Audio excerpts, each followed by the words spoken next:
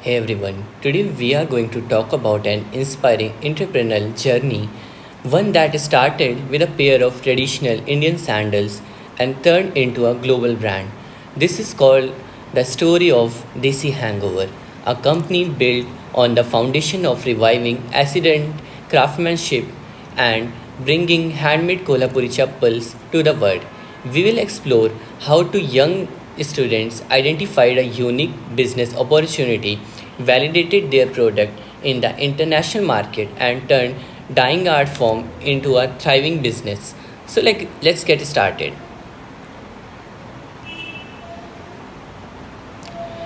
It all began in August 2012 when two young Indian students, Hitesh Kanjare and Lakshya, met during a volunteering project in Cairo, Egypt. Despite their different background, Hitesh, an engineer student from Mumbai, and Lakshya, a literature student from Chandigarh, both shared an entrepreneurial spirit. What truly connected them through was traditional Indian footwear they both wore, Kolhapuri chappals. At a party on the Nile River, their chappals became a conversation starter among the international volunteers. People were fascinated by their unique design, comfort, and style. Hitesh and Laksh began receiving numerous compliments and questions about the sandals. Questions like, what are they made?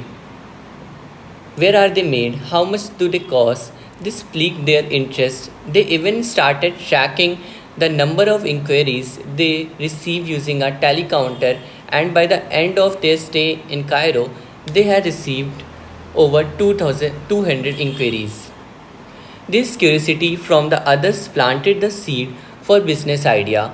Both Hitesh and Laksh realized that this was more than just fashion. It was an opportunity.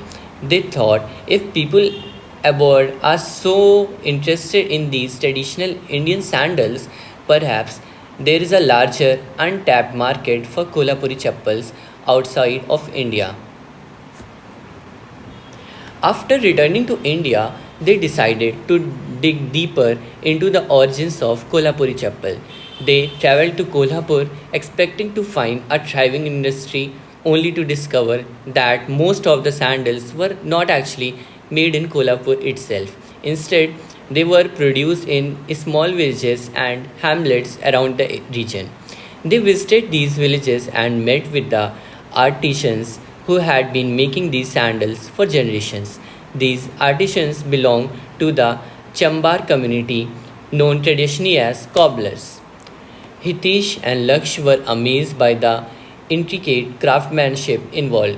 The process of making Kolhapuri chappal is entirely manual and requires deep skill, patience, and time.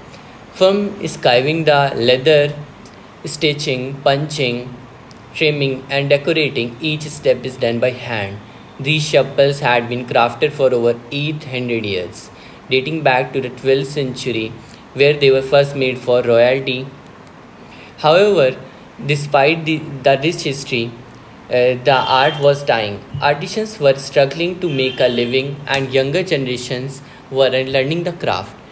Hitesh and Laksh saw the potential to not only build a business but also to preserve this dying art.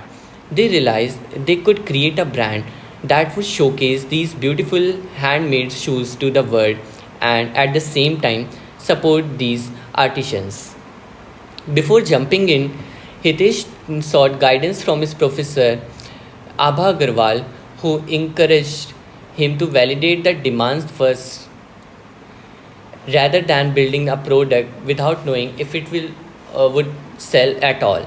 They decided to test their idea with real customers. This led to their first big validation attempt. One of their friends, Flo, a university student in Canada who had volunteered with them in Cairo, suggested selling a small batch of chappals at the university fair in Montreal. Excited by this opportunity, Hitesh and Laksh had a batch of 20 chappals made by an artisan in Karnataka. They shipped these sandals to Canada under the brand name Desi Hangover, symbolizing an Indian hangover from global brands. To their surprise and delight, Flo sold out all 20 pairs in just half a day. This was a significant win for them. It proved there was a real demand for their product outside the India. Despite their early success, DC Hangover faced several challenges.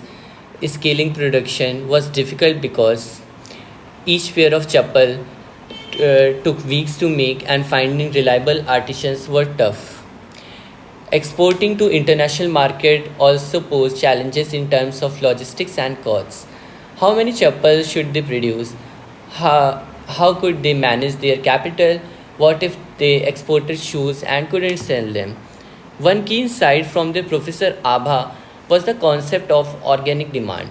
They needed to be sure they needed to be sure that customers would buy their product because they genuinely wanted it, not just out of curiosity or because of they were friends and family.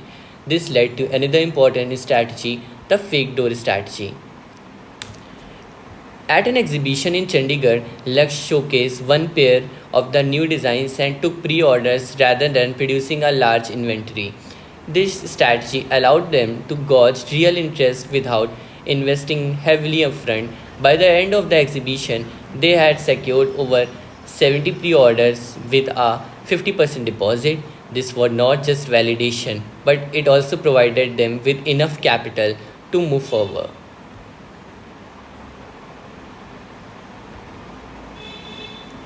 With the initial success, Hitesh, Laksh, and Abha realized they had a viable business on their hands. They decided not to sit for campus placements, instead committed fully to building DC Hangover.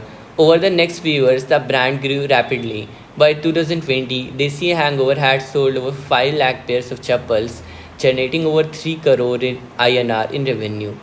The company had also employed more than 30 artisans from the village of Athani, Karnataka, helping to preserve the traditional art of shoemaking while providing stable livelihood.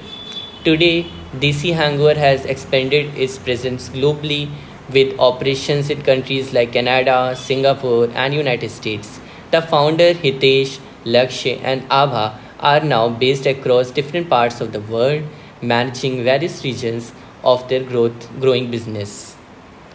So, what's the conclusion of this case study is the success of DC Hangover is a testament of the power of identifying market opportunities, validating demand, and staying committed to preserving cultural heritage. It's a story of how traditional craftsmanship can find new life in the global market space with the right mix of innovation and strategy. Hitesh, Laksh, and Abha didn't just build a footwear company, they created a movement that celebrates Indian heritage while supporting artisans and their families. If you're inspired by the story, make sure that you will watch the next case study. Until that next time, keep chasing your entrepreneurial dreams. Thank you.